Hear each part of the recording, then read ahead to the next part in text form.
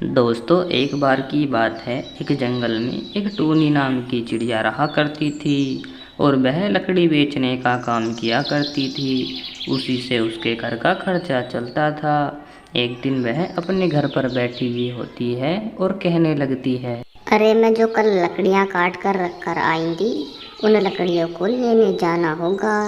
और घर पर भी खाने के लिए कुछ नहीं है, इसलिए बाहर जाऊंगी तो कुछ खाने के लिए भी लेकर आ जाऊंगी। और टूनी चिड़िया अपने घर में बैठी हुई होती है और कुछ सोचने लगती है कि कुछ खाने के लिए कुछ अच्छी सी चीज़ लेकर आऊंगी मैं आज। अरे हाँ, मैं जल्दी से जाकर मैं लकड़ियाँ ले आती हूँ और कुछ खाने के लिए भी ले आऊंगी।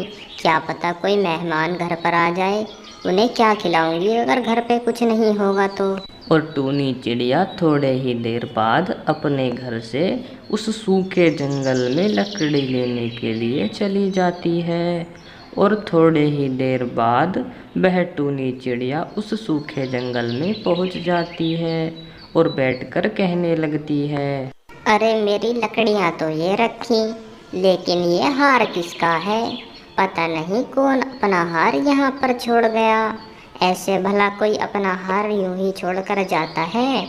वह टूनी चिड़िया बहुत समझदार थी। वह उस हार को ले जाने के लिए कहती है। शायद कोई पक्षी यहाँ पर घूमने के लिए आया था और उसका हार निकल कर गिर गया है।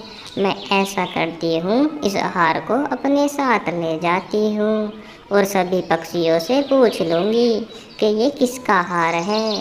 जिसका हार है ये, मैं उसको वापस कर दूँगी। ऐसा सोचकर वह टूनी चिड़िया उस हार को और अपनी लकड़ियों को लेकर अपने घर आ जाती है। और घर आकर टूनी चिड़िया बैठ जाती है और बैठकर वह कहने लगती है। इस हार के चक्कर में तो मैं कुछ भी खाने के लिए नहीं लाई, लेकिन मैं ऐसा करती हूँ, ये जिसका हार है उसको वापस करके आती हूँ।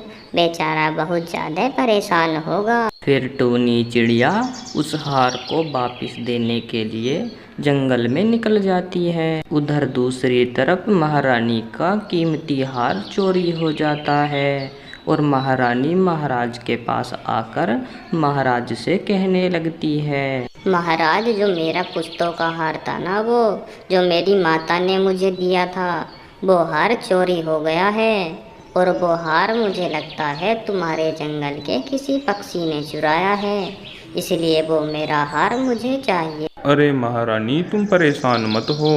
अगर तुम्हें लगता है कि किसी पक्षी के पास है तो मैं अपने सैनिक को भेजकर उसे ढूंढवा लूँगा और जिसके पास होगा मैं उसे दंड भी दूंगा। अब तुम महल में जाओ।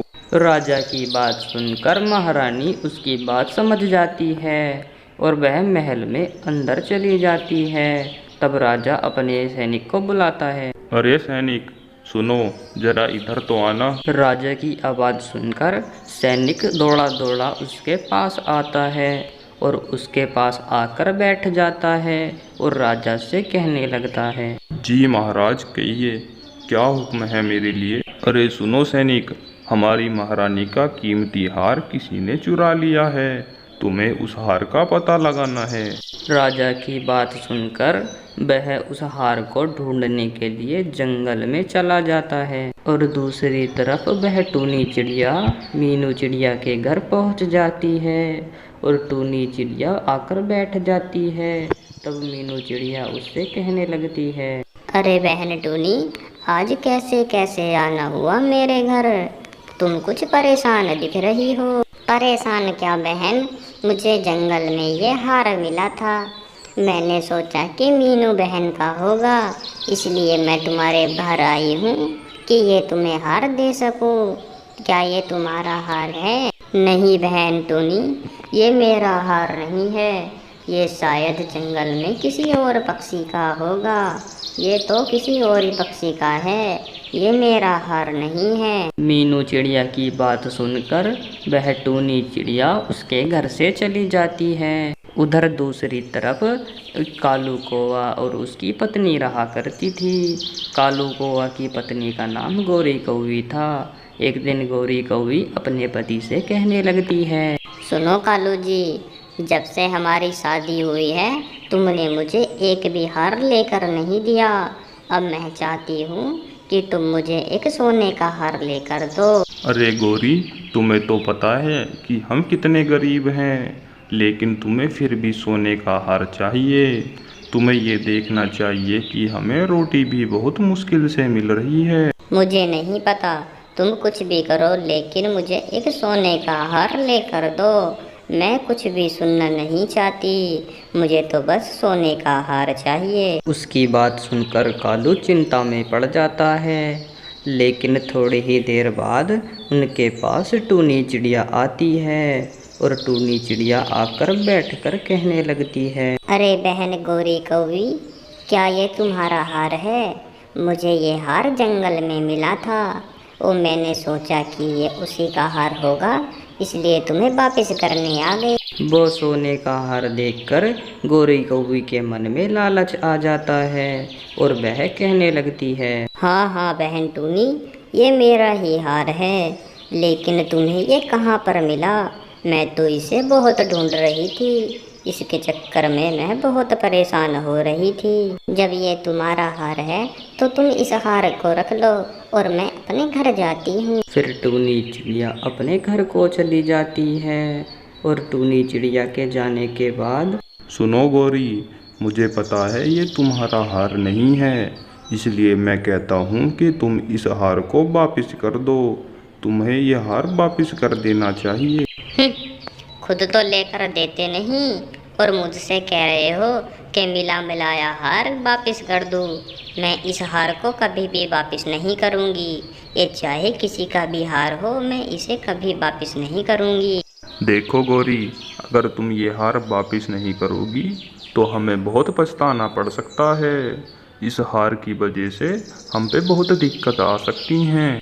गोरी कौवी कालू कौवे की बात नहीं मानती है और उन दोनों की बात उस राजा का सैनिक सुन लेता है। और अगले दिन कालू कौवा और गोरी कौवी आपस में बैठे हुए बात कर रहे थे। तभी थोड़ी ही देर बाद वह कबूतर उनके पास आकर बैठ जाता है और उनसे कहने लगता है, अरे सुनो कालू कौवे, जो तुम्हारी पत्नी के पास जो हार है ना, वो महारानी के पुस्तों का हार है।